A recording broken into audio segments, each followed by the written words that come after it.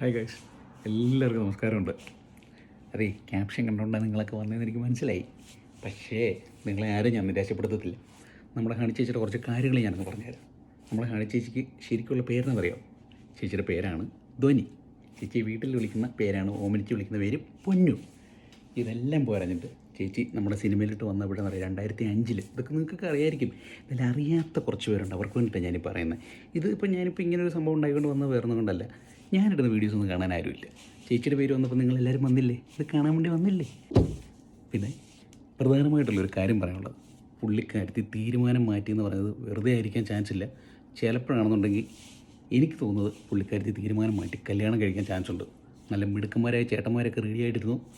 ഒത്ത ഒരു ഗോൾഡൻ ചാൻസാണ്. ചേച്ചി ജനിച്ചത് ഏത് വർഷമാണെന്നറിയാവോ? 1991, അതായത് സെപ്റ്റംബർ 5-ാം തീയതി. അപ്പം ചേച്ചി എന്ന് വിളിക്കുന്നുണ്ട്, തെറ്റൊന്നുമില്ല. എന്നെക്കാളൊക്കെ ഒത്തിരി മൂത്ത, നമ്മൾ റെസ്പെക്റ്റ് കൊടുക്കണം. പിന്നെ ചേച്ചി പഠിച്ചത് മൂലമറ്റത്ത്, നമ്മുടെ എന്തായിരുന്നു കോളേജിൻ്റെ പേര്, സെൻറ്റ് സേവിയേഴ്സ് എന്ന് പറഞ്ഞിട്ടുണ്ട് ഒരു കോളേജ് കേട്ടോ. അവിടുന്ന് പുള്ളിക്കാരത്തി കമ്മ്യൂണിക്കേറ്റീവ് ഇംഗ്ലീഷിൽ ബാച്ചിലർ ഓഫ് ആർട്സ് ഡിഗ്രി എടുത്തിട്ടുണ്ട്. പിന്നെ ചേച്ചി സിനിമയിൽ വന്നത് ഞാൻ പറഞ്ഞായിരുന്നല്ലോ, ഇല്ലേ? പറഞ്ഞോ. 2005 വന്നത്. 2005 വന്നതിന് ശേഷം ചേച്ചി ഇഷ്ടം പോലെ സിനിമയിൽ അഭിനയിച്ചിട്ടുണ്ട്. അതിനകത്ത് ആദ്യം വന്ന സിനിമ എന്ന് പറയുന്നത് ബോയ് ഫ്രണ്ടായിരുന്നു. ബോയ് ഫ്രണ്ടിൽ തുടങ്ങിയതിന് ശേഷം പിന്നെ ചേച്ചി ഇങ്ങോട്ട് പോരുമല്ലായിരുന്നു, അല്ലേ?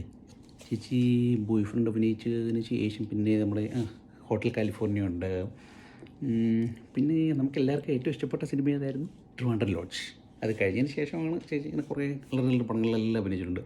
കനൽ സുരേഷ് ഗോപി ചേട്ടൻ്റെ കൂടെ, പിന്നെ നമ്മുടെ ലാലേട്ടൻ്റെ കൂടെ ഇട്ടിമാണി, പിന്നെ ജയറാമേട്ടൻ്റെ കൂടെ ഏതായിരുന്നു സർ സി പി, പിന്നെ ഏതൊക്കെയായിരുന്നു, ഇങ്ങനെ കുറേ പടമുണ്ട്. ഇതൊക്കെയാണ് എൻ്റെ മനസ്സിലിപ്പോൾ തോന്നിയ കാര്യങ്ങൾ.